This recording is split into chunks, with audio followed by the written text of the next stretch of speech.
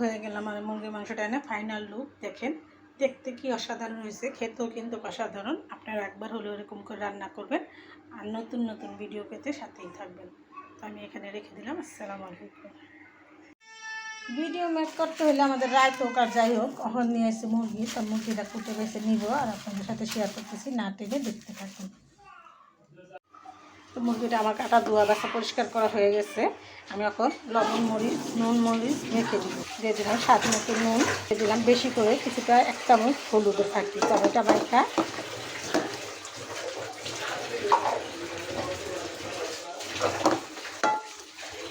বিরিয়ানির পেঁয়াজটা বেরেস্তা করে নিব।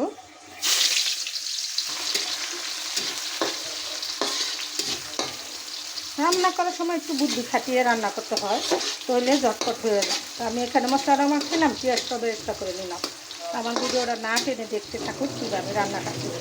মাংসটা হলুদ নুন মাখানো হয়ে গেছে, পেঁয়াজটা বেরেস্তা করা হয়ে গেছে, আমি নামিয়ে নেব। সবগুলো পেঁয়াজ আমি এখানে উঠিয়ে নিলাম।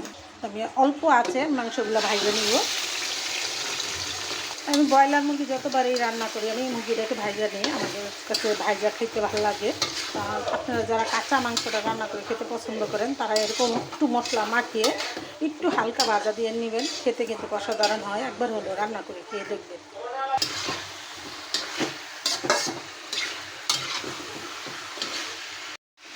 দেখেন মুরগির পানি যেটা ছিল সেটা বাড়িয়ে গেছে। আমি এখন এক এক করে এখানে আমি মশলাগুলো দিয়ে দিব, আর সাথে কিছুটা আলু সিদ্ধ করে নিয়েছি সেটাও আমি দিয়ে দিব। লাল বাটা মরিচ 2 চামচ, রসুন বাটা আছে 1 টেবিল চামচ, এখানে দিয়ে দিব মুরগির মাংসের শাহি গরম মশলাগুলো, সেটা দিয়ে দিলাম আমি 1 চামচ। এই মশলাটা আমি নিজে হাতেই তৈরি করে নিয়েছি, আমি বাহিরের মশলাটা কম খাই। আর তেল মশলা আমি সবসময় আমার রান্নাতে কম দিই, সেটা আপনারা জানেন। আমার ভিডিওগুলো আপনারা যেহেতু সবসময় ভালোবাসেন দেখেন, তা এইভাবে যদি আপনি একবার মুরগিটা রান্না করে খেয়ে দেখেন, একদম পানি ছাড়া, পানি কিন্তু আমি এখনও একটাও দিই নেই। এই মুরগিটা আমি এখন ভালো করে 10 মিনিট কষিয়ে নেব। রান্নার স্বাদ হলো কষানো, যত ভালো করে কষিয়ে নেবেন খেতে তো খুবই মজা। ব্রয়লার মুরগি অনেকে রান্না করতে পারেন না, খেতেও পারেন না, অনেকে রান্না করতে জানেন না কীভাবে রান্না করবেন, মাংসগুলো গলে যায়। আর আমি এইভাবে রান্না করতেছি, এটা একটুও গলবে না, মশলাটা একটু মাংসর ভিতরে গায়ে গায়ে লেগে যাবে। তো এটা মশলাটা দিয়ে আমি 10 মিনিট ভালো করে ভাজা ভাজা করে কষিয়ে নেব। তো মাংসগুলো এখানে আমি লাল লাল করে কষিয়ে নিলাম হালকা ভাজা দিয়ে। তো আমি এখন দিয়ে দেবো কিছুটা আলু, আমাদের ঘরে আলু না হলে চলে না।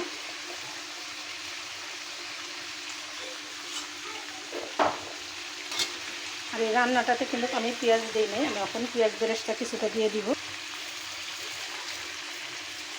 আর দিয়ে দেবো সামান্য একটু ঝোল, সাইড দিয়ে সামান্য একটু ঝোল দিয়ে দিলাম। এটা মাখো মাখো করে রান্না করবে।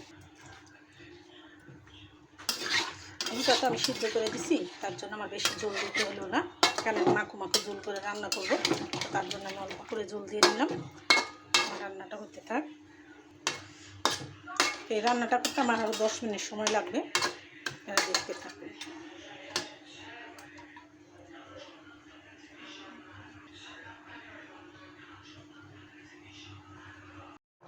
তো এখানে আমার মুরগির মাংসটা হয়ে গেছে দেখেন, মাখো মাখো ঝোল, আর আলু দিছি তার জন্য ঝোলটা আর টাইনা যাবে। আমি কিছুটা পেঁয়াজ বেরেস্তা দিয়ে শেষ করবো রান্নাটা। আর রান্নাটার মধ্যে আমি কী কী উপকরণ দিয়ে কীভাবে রান্নাটা করলাম সম্পূর্ণ ভিডিওর আপনাদের সাথে শেয়ার করলাম, না টেনে দেখবেন। আর এরকম সুস্বাদু ব্রয়লার মুরগি দিয়ে আলু দিয়ে মাখো মাখো ঝোল করে রান্না করে খেয়ে দেখবেন একবার হলো। আর নতুন নতুন ভিডিও পেতে সাথেই থাকবেন।